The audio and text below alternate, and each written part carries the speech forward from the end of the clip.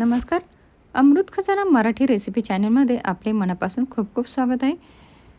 तर आज आपण अगदी जाळीदार, पातळसा आणि अगदी टेस्टी असा डोसा बनवणार आहोत आणि तोही अगदी झटपट असा. चला तर रेसिपीला सुरुवात करूया. या ठिकाणी बाउल घेतलं आहे. यात आपण आता अर्धा कप रवा घेऊया. तांदळाचं पीठ पाव कप घालूया. आता यात पाव कप मैदा घालूया. अर्धा चमचा मीठ घालूया. तुम्ही तुमच्या चवीनुसार घाला. 1 चमचा जिरे घालूया. यात आपण आता एक छोटा बारीक चिरलेला कांदा घालूया. बारीक चिरलेली कोथिंबीर घालूया. यात आपण आता पाणी घालूया आणि हे बॅटर बनवून घेऊया. अगदी छान हे मिक्स करून घ्यायचं आहे. तर हे पाणी थोडं थोडं घालत पातळसर आपल्याला भिजवून घ्यायचं आहे. तर त्यात गुठळी वगैरे काही नको आहे. तर यात आपण आता पुन्हा पाणी घालूया आणि हे छान मिक्स करून घेऊया.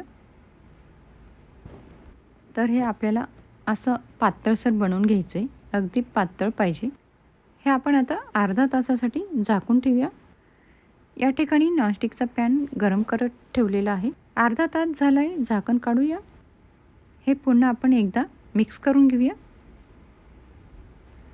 तुम्हाला जर वाटत असेल हे थिक झाले तर पुन्हा पाणी घालून हे पातळसर करून घ्यायचं आहे. तर यावरती आपण थोडंसं तेल पसरून घेऊया. तूप किंवा बटरचाही तुम्ही या ठिकाणी वापर करू शकता. तुमच्या आवडीप्रमाणे तुम्ही वापरू शकता. आणि हे तव्यावरती टाकण्याआधीसुद्धा एकदा असं हलवून घ्यायचं आहे आणि त्यानंतर हे तव्यावरती अशा पद्धतीने ओतायचं आहे. तुम्ही बघत असाल टाकता क्षणी त्याला किती छान अशी जाळी पडलेली आहे.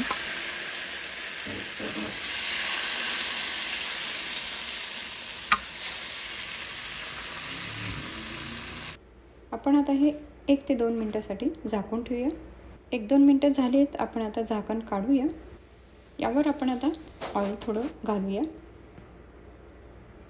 हे बघा, या ठिकाणी आपला हा डोसा बनवून तयार झालेला आहे. अगदी सुंदर जाळीदार पातळ असा मस्त क्रिस्पी. वाव, पाहिलं किती सुंदर. अजून एक डोसा तुम्हाला बनवून दाखवते.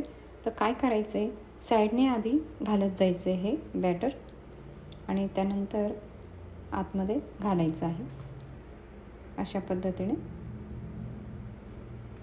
तर तुम्ही हा डोसा नक्की करून बघा. खूप टेस्टी लागतो आणि मुलांनाही खूप आवडतो. खूप टेस्टी बनवून तयार होतो आणि अगदी झटपटसुद्धा. यात पाहिजे तर तुम्ही व्हेजिटेबलसुद्धा घालून बनवू शकता. हे बघा, अगदी अजिबात चिकटत नाही. ताबडतोब तो निघतो. पाहिला. तर हा दुसरा डोसासुद्धा आपला बनवून तयार झालेला आहे. अगदी जाळीदार क्रिस्पी. पाहिलं, अगदी सुंदर. तुम्ही नक्की बनवून बघा.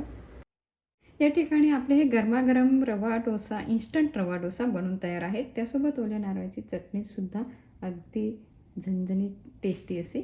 तर तुम्ही हे नक्की बनवा. प्रेमाने बनवा, प्रेमाने सगळ्यांना खाऊ घाला. माझी ही रेसिपी तुमच्या मित्रमैत्रिणींसोबत नक्की शेअर करा. चॅनलवरती जर नवीन असाल तर चॅनलला सबस्क्राईब करायला विसरू नका. अशाच नवनवीन रेसिपी पाहण्यासाठी भेटूया पुन्हा अशाच नवीन रेसिपीसोबत. तोपर्यंत आनंदात राहा, निरोगी राहा. धन्यवाद.